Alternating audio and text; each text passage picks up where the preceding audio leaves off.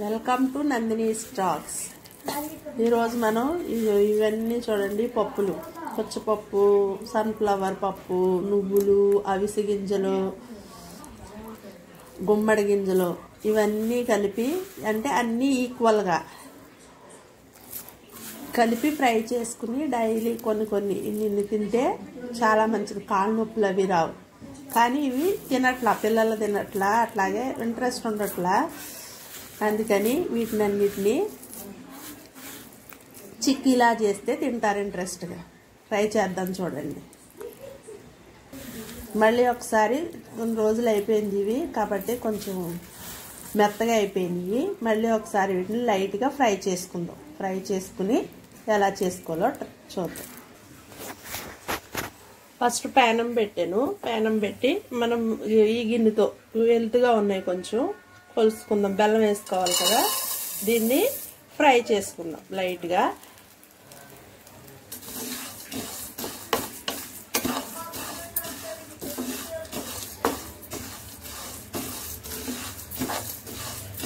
మోకాళ్ళ నొప్పులు రావండి, అలాగే శరీరం గట్టి పడుతుంది.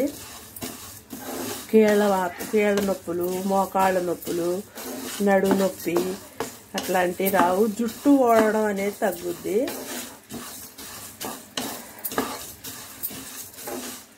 ఇప్పుడు ఇవి వేగిపోయినాయి. ఇప్పుడు తీసుకుని పక్కన పెట్టుకున్నాం. ఇప్పుడు అదే ప్యానంలో కొన్ని వేరుశనగ గుళ్ళు, అంటే ఇందాక దీనికి ఎలుతుగా వచ్చినాయి కదా, అవి దీనికి నిండా వచ్చేటట్టు కొన్ని వేరుశనగ గుళ్ళు వేయించుకోవాలి.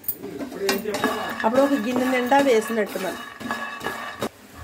ఇవి కూడా వేగిపోయినాయి. ఇవి పొట్టు తీసుకుని దీన్ని విడగొడదాం. చల్లారి పొట్టు తీసేలోపు మనం అవన్నీ దీని నిండా వేసుకున్నాం కదా, దీనికి ఎలుతుగా బెల్లం వేసుకుందాం. 1 డ్రాప్ ఆఫ్ వాటర్ వేసి పాకం పట్టుకుందాం. ఈ పాకం అయ్యేలోపు వేరుశనగలు పొట్టు తీద్దాం.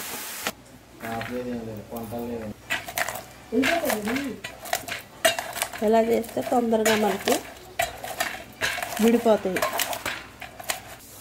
ఇప్పుడు ఇవి కూడా ఇందులో కలిపేస్తాం.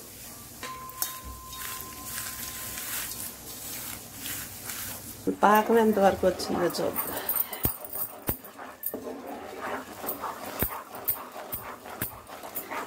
ఈ పాకం చూద్దాం వాటర్లో వేసి.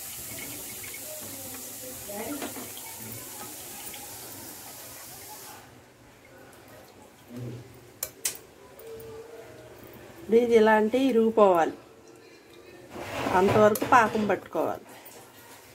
ఇంకా సాగుతుంది, కొంచెం పాకం రానివ్వాలి. ఇలాంటి గట్టిగా మొగలు అలా మనం ఇలా అన్నప్పుడు ఇలా ఇరిగిపోవాలి. మళ్ళీ ఒకసారి చూద్దాం.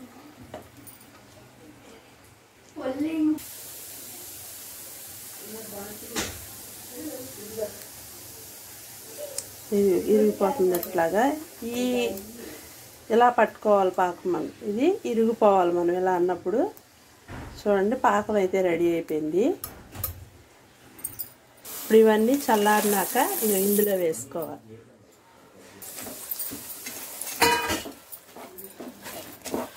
బాగా కలుపుకోవాలి. దీనికి నెయ్యి రాసాం కదా, ఇప్పుడు ఈ పళ్ళానికి నెయ్యి రాసుకుని ఇందులో వేసి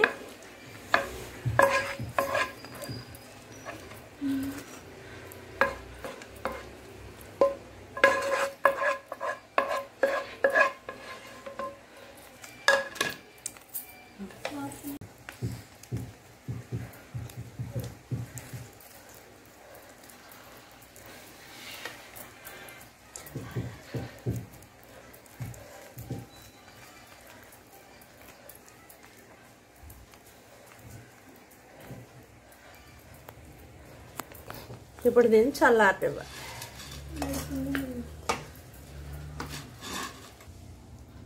ఇప్పుడు ఇది గోరువెచ్చగా ఉన్నప్పుడే ముక్కల కింద కట్ చేసుకోవాలి. ఇలా కట్ చేసుకుని పూర్తిగా చల్లారినాక అప్పుడు తీద్దాం. ఇప్పుడు దీన్ని నచ్చినట్లయితే మీరు ట్రై చేయండి, లైక్ చేయండి, షేర్ చేయండి, సబ్స్క్రైబ్ చేసుకోండి.